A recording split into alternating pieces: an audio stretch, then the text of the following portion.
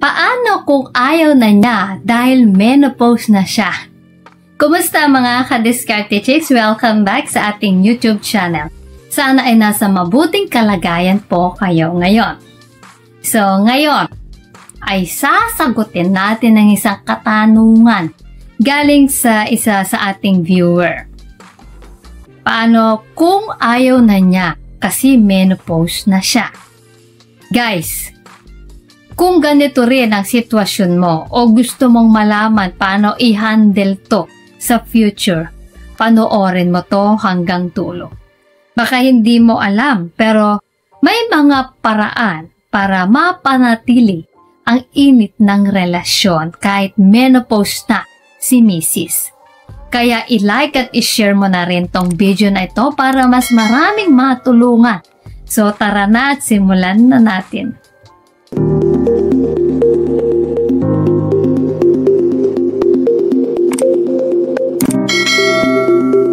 Ano ang menopause at paano ito nakakaapekto sa libido? Ang menopause ay natural na bahagi ng buhay ng babae. Karaniwang nangyayari sa edad 45 to 55. Kapag nangyari to, humihinto ang regla. Bumababa ang hormones tulad ng estrogen at progesterone at may mga pagbabago sa katawan.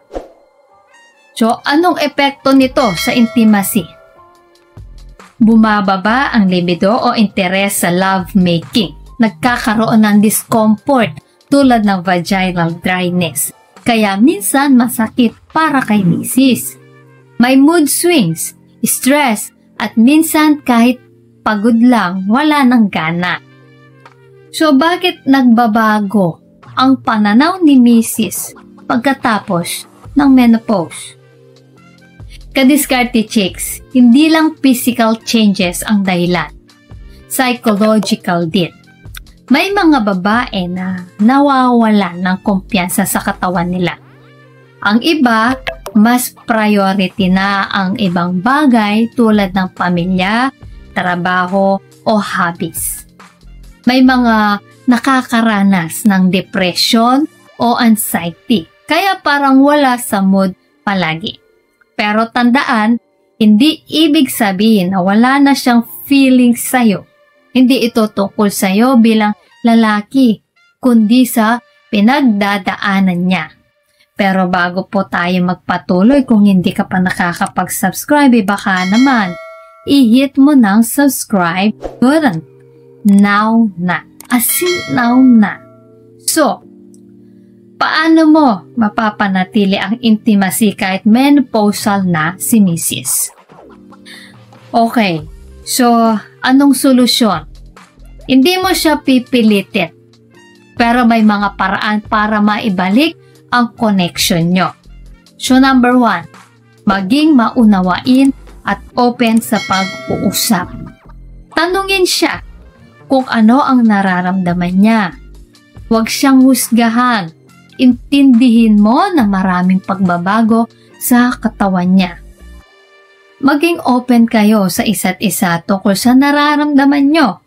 Number 2, maghanap ng ibang paraan para mag-bonding.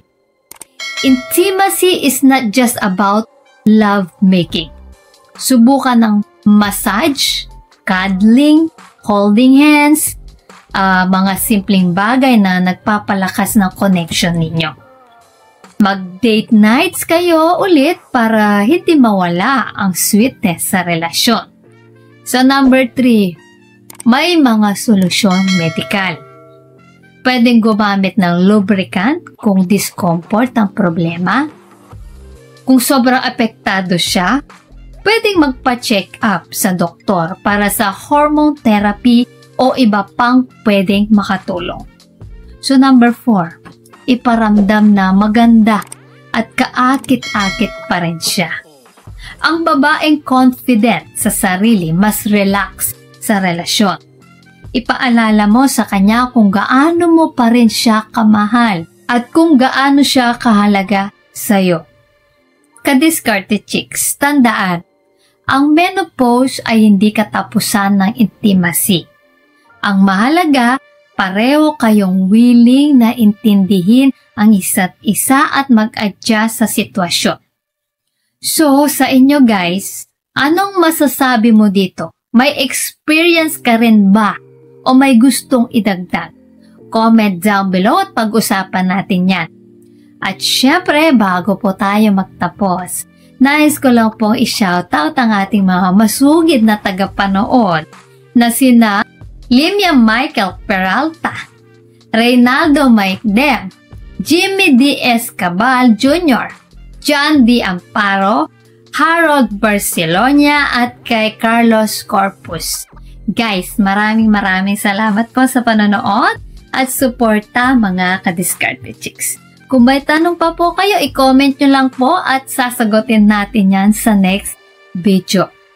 Kung nagustuhan niyo po ang video na ito, ay huwag kalimutang mag-like, share, and subscribe para sa iba pang useful na content tulad nito. Maraming salamat sa panonood. Hanggang sa susunod na video, ingat kayo palagi. Let's spread